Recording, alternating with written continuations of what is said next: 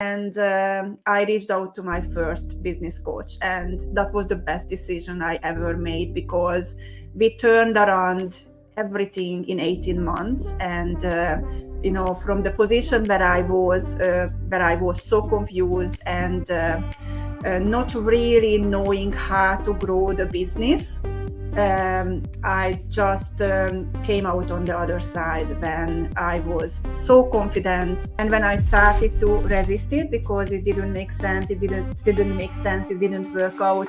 This is when we started to run into really big problems. And also not knowing the employment rules and regulations deep enough, so she knew it better, and not employing a HR person for contracts, so she could take me on a ride. So it was spending money in the wrong place, which this is, I think, the big difference between you and I, is that you don't do that. So enough about me, let's go. So my end of the story is actually Adriana's beginning of the story, because once I decided I wanted out. How did you end up with the salon that no one ever wanted? Well, the way I ended up with the salon is really, you had this idea in your head that you wanted to sell your salon, and I would be the best person to take over the salon from you. I ended up renting a chair in your salon. This is how we met, and we were talking about that in the last episodes. But I was renting a chair very happily, I was making money, and I was basically very oblivious about certain things, which were, like if I wanted to go for a holiday, like I didn't make any money, I had to use my savings. And then if I was sick, I had to think twice, because who is going to look after my clients? But at that stage, I was really happy. I was making really good money. I was young. I basically never been sick or whatever. And for me, you asking me to take over the salon, I was just like, hell no. I don't want the responsibility of clients. You were actually a business owner before you bought the salon, though. Like, you actually got your first salon before you came to me, because that little story, I don't know that we've covered that too much in how you got, because you were a rent-a-chair. So to become a rent-a-chair, how did you first get your clients? Because most people really struggle with that. Yeah, for me, it was a very unfortunate and very strange situation, because the salon where I was working, they shut down, and they gave us 2 weeks notice, and we didn't even know, like they're going to shut down. And I never thought of renting a chair here in Australia.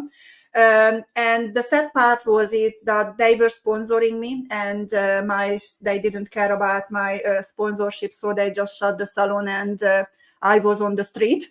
So this is when I went to look around to rent a chair, and that was a long time ago. I don't know how many years ago. I think it was around 2010 or 2009, something like that. You came to us, you came to my salon when you became the rent-a-chair, didn't you? So that was so that was in 2010. So you kind of become a sole trader without even wanting to become a sole trader. Yes, absolutely. So and the funny thing was, like I was walking around suburb to suburb to try to find a salon who would rent a chair, and no one wanted to rent a chair for me. So that was really difficult. And then I ended up putting up on advertisement to Gumtree. And I thought to the universe, like if I meant to rent a chair, please drive me to the right person, to the right salon. And then, a couple of minutes later, I've got an answer, which I thought it was you, but it was Graham, who was inviting me to come to the salon. And this is how my journey with you started. Like I went to the salon, we clicked right away, and then basically we decided then and there to rent a chair. Back to the clients. So obviously, like I did not have my own clients, but because the salon did shut down, clients find us, like it was not stealing clients from the salon owner or whatever. We actually just had all our clients without hairdressers and the hairdressers without clients. And basically I brought over just under 200 clients with me. So I started from a really good position, quite busy with clients. Can I ask you a question? Did you think of yourself as a business owner at this stage, or did you think of yourself as a hairdresser who has your own clients? Yeah, a hairdresser who has her own clients. Yeah, I didn't think of as a business owner whatsoever. I was just someone, like who is a hairdresser, and I'm just looking after my clients. I'm just making my money. But yeah, I never thought about it as a business. Yeah. Yeah, and with and I think this is where a lot of salon owners come from as well, is that they have built up maybe a little bit of their own clientele and they go out to start for themselves. So did you did you have systems that you would make up for your ordering and stuff, or did it just kind of all fall? How did you learn? How did you transition from scratch? Because that's something that I don't think we've really spoken about, is how someone can transition from just, hairdressing to all of a sudden having to be able to have stock and take appointments and, Yeah, so for me it was a situation when I had to make it to work for myself. I'm quite organized and systemized, so I knew that basically to be able to make the most out of everything what I had, I needed to keep a stock. I needed to make sure, like I always had retail to recommend to my clients. I always could do treatments. So for me, I did put myself behind and the clients up front. And although I didn't think about it right then as a business, but what I was keeping in front of my head is to pleasing my clients and keeping them, because I could not afford to lose them. Also because I used to work in many salons before, and I was helping the salon owners, like with ordering stock and, booking appointments, calling for feedback and all those things. I just copied the same. I basically just copied the same thing, but I did not have that straight knowledge, what obviously later on I gained. I was just doing what I was thinking it was the best. Yeah, okay, cool. We hadn't really spoken about that before, and I know that there's a lot of people out there that start off that way. So you're lucky that you're as organized as you are. That's why we work so well together, because I'm not and Adriana is. Even this morning, Adriana's like, right, we've got our to-do list. I'm like, what's on your list? And she holds up this big list in red marker of all the things we have to do today.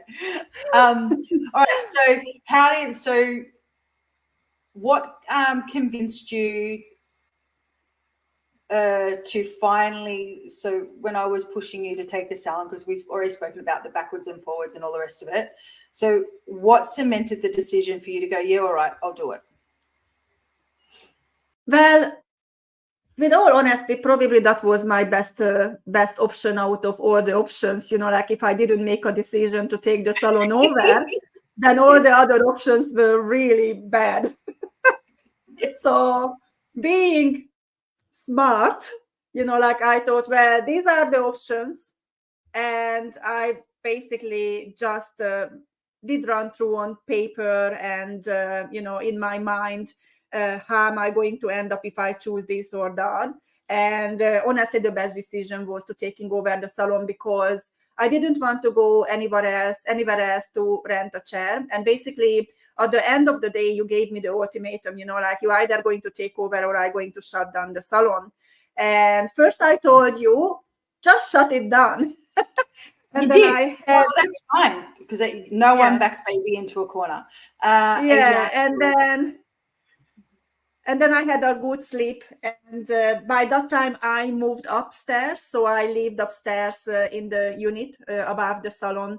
And I was thinking about, so if you shut it down, then, like I need to find a new place to rent a chair, need to take my clients to a new environment. And then I more than likely need to move. And I had my puppy, and it was just so easy. Everything was so easy. And basically, I just thought, well, out of all the options what I have, probably it's better if I take over, I stay on, I live upstairs. I knew everything and everyone in the salon because I used to help you to manage the salon. So I knew the staff. Pretty much I knew what I would get into it. It was just basically, I did not want to have the responsibility of running a business for myself, which I didn't have problem to help you to manage because I didn't have that emotional attachment with with money. So the money part was what was worrying me, like, can I pay everything? And also I told you I don't have the money to purchase the business. So you wanted me to purchase the business. Then I told to her, I told to you, like, how are we going to do that? Because I don't have any money to start or to pay the business in one go. And that's where Jodie's little thing is, that's okay. I have a solution for that too. We'll do vendor finance. Yes. I trust you. And so this is what, and it's funny because I think when Adri sold it, it ended up being a very similar situation, but not just in how they afforded it and stuff. I'll let Adri tell that part of the story. But I think an important conversation that you and I had around this, and it comes back to when you were saying, like, you couldn't afford to go, like, if you went on holidays, you'd have to, save up, you'd have to go without money and stuff. And so you couldn't take holidays whenever you wanted and things. So you and I had a conversation around, okay, so what are you going to use for retirement? Like, what are you going to do? Because you were in your 40s at that stage too. Yeah. I think. And my, okay, so 25 years until retirement, what's your plan? And Adriana goes, well, I don't really have one. And I said, well, everyone's got to have a plan because you need to, back then it was like you need to have at least $1 million in the bank to be able to retire if you want to get, $35,000 a year for your retirement. And so that was the thing that really got Adriana over the line, because you were so happy doing what you were doing. You were really happy, just you had the freedom and no stress of everything. Yeah. And that was a very, very, very good question, because honestly, in my mind, I was still in my 20s, although my biological age was 40 or over 40, but my mind, and because we went through so many things, changing countries and everything, like, the timeline somehow is shifted for me because I had to restart my life again. So in my mind, I still weren't there when I could have the freedom to think about, retirement and, like, what am I going to do regarding the retirement. But that was something what really made me to think also. So that was a really smart move from you. I know how to get what I want. All right. So once you've got the salon, I know this already, and I'm just so jealous. What was the best decision you made? Yeah. So a couple of months in, I think it was around 4 or 5 months in, I said, well, I need help because I'm over 40s. I don't have the time to figure this out.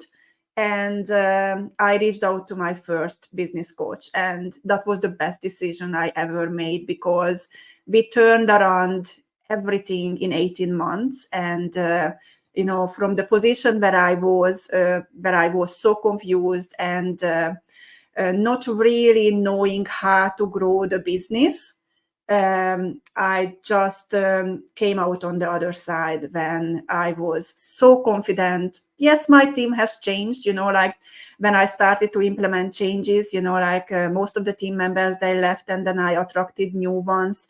And then when we decided to change pricing and the prices, I lost a big chunk of the clients because I went probably I did a very risky move because I wiped off the old price, and I started with a fresh and new price because the situation what I find myself in, we had such a mixture of clients. I had my rent-a-chair clients who I inherited from a salon where they were high-ticket clients.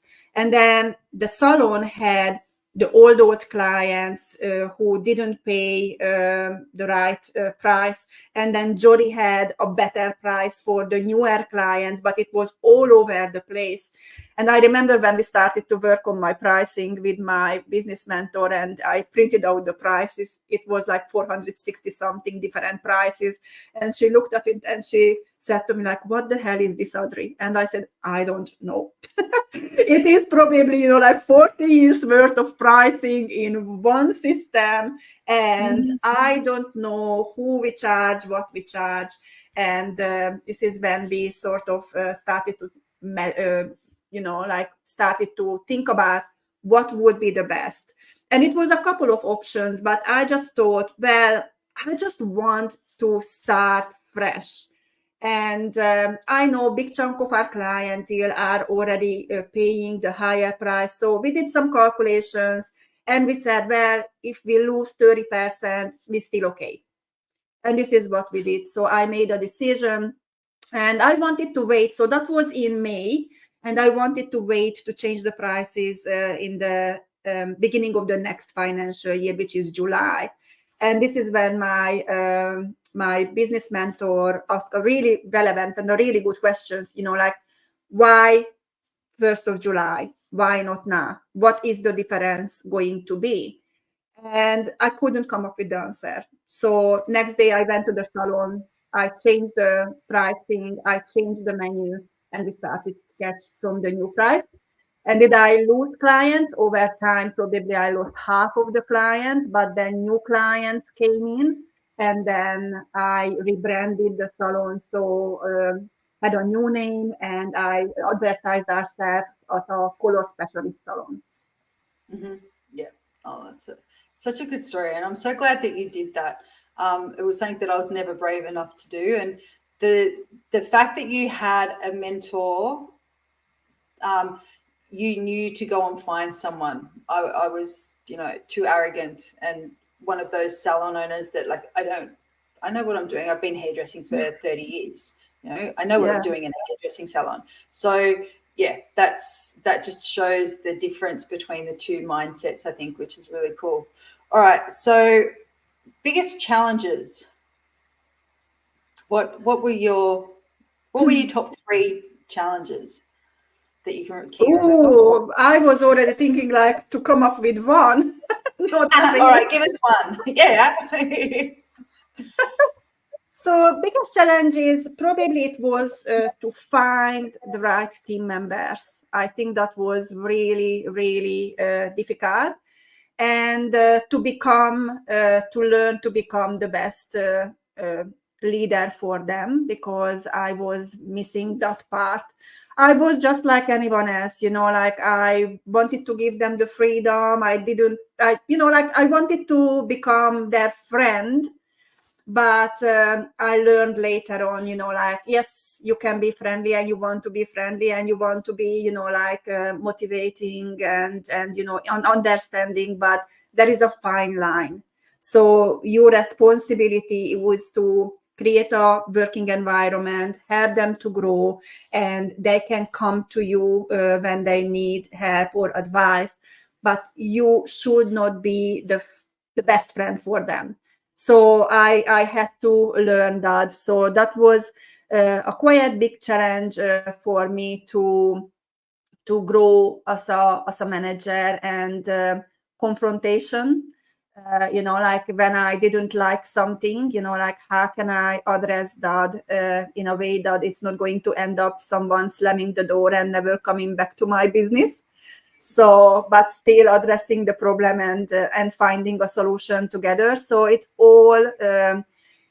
It didn't happen overnight. It was a lots of learning and people understanding personalities and everything else. So that was quite a big challenge. Also, one of the biggest challenge was to come up with the money to be able to afford my first business mentor, because I just took over the business from you, and obviously I was paying out my vendor loan, but then like I had to pay my team, I had to have money for stock, I have to pay like all the bills and everything else, and suddenly my wages started to go down for myself, and I ended up in a position when I was paying more for my team members, and I was working far more hours than I used to work. So it was very, very challenging, but I knew that it would take for me a lot of stress and time to figure this out on my own. And when I reached out to my business mentor, I didn't even know if I can afford them. Like I just wanted to know how much a person would charge to help me to get out from this situation. And it was expensive, like for for the money what I had available right and right then to be able to invest. But the promise what I've got is that if I do everything what they ask, in 3 months time, like I will see the growth, and that was true. So yes, I had some money left on my credit card, and also I just reduced my wage even further. And even it was a jewelry what I sold, so I could get a little bit of a money, but it wasn't easy. It is definitely wasn't easy. But if you would ask me if I would do it again, yes, because I believe the reason I'm here today, it is because I made that decision, and it was a tough decision. But without that, I would probably still, floating around and trying to figure things out. It's so much more easier when you go to someone else who already knows everything what you want to know, and they just give you the information. So I was a really good student, because like when my business mentor told me, like you need to jump now, I asked, like how high, and I did everything. So I was That's the very, difference. yeah. Take your sock off your microphone because your microphone's gone funny. Just doing a little bit of a sound check here. That's better. Yeah, look, the thing is that people don't realize that you do have to spend money to make money. And sometimes you have to sacrifice. You and I even sacrifice now, like Absolutely. when we whenever we decide to do something new, we have to invest the money back in to be able to do it, or have the person come and do it, teach us how to do it so that we're able to do what we need to do. And it takes time, and you have to put in the effort. Like Yeah. it's very rare that magic dust sprinkles on someone's head and they all of a sudden poof into a millionaire. Yeah. But you have to spend the money, and you have to, unfortunately, the reality for most people is that you have to sacrifice to get what you want. All right, so moving on from that, soon as we know that's the best decision you made was making smart investments, which is where in the beginning, whereas I made unneeded investments in making something pretty instead of investing in someone to give me some know-how. What was the biggest mistake you made, and what did you learn? Employing a girl because because I really needed someone and I couldn't find anyone. And I knew from the beginning that this girl is not going to be right for me, but I was so miserable and I needed so much this person. So that was a huge mistake. In the beginning, it was working, and there were a couple of signs which I just brushed off my shoulder. Like when I asked her, like, so in the beginning, like, how do you like the salon? Like, is there anything I can do for you? And she said, no, you are fine. You are listening. Because she gave me a couple of suggestions and I considered it and it was a good idea. So I was implementing things. But then later, she was specifically a person who should not work for anyone because she wanted everything in my salon her way. And when I started to resist it because it didn't make sense, it didn't work out, this is when we started to run into really big problems.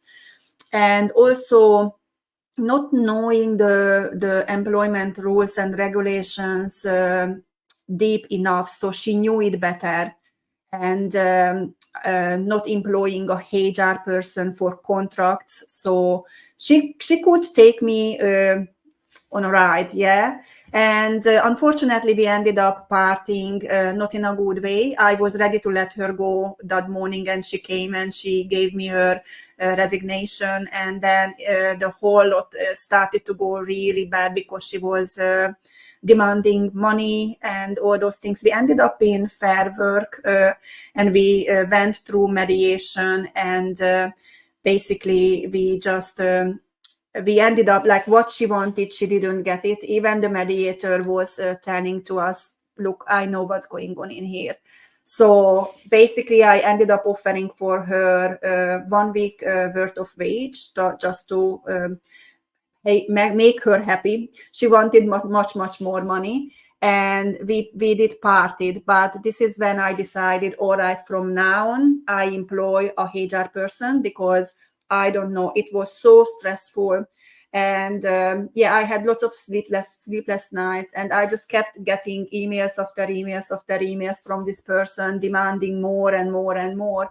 And although I knew that I didn't make a mistake, but going through this process, it was really terrible because I know that I'm that kind of person that I would like, I'm honest, and I would not take money away from other people. But I just couldn't believe it can happen.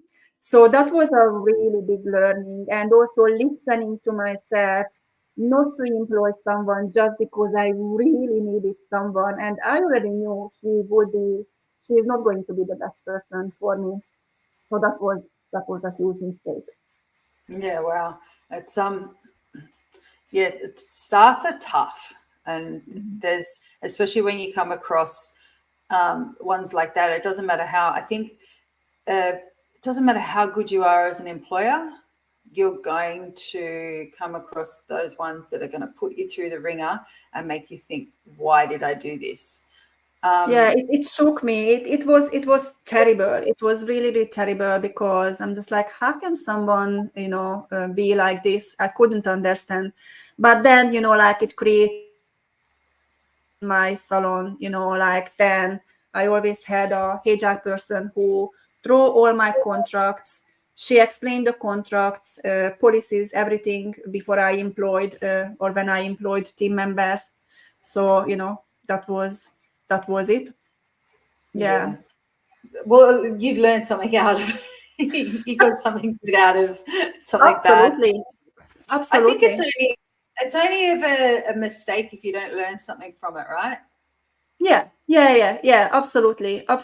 And now, like based on that experience, I really can see when someone's team member, or even, like when we employ someone and it just doesn't go to the right way, you just really need to make a decision sooner rather than later that that person that person is not right. Adri's choking there for a second. All right. Well, that brings us to our time for today. So we will be back in a fortnight or a week. I'm not sure.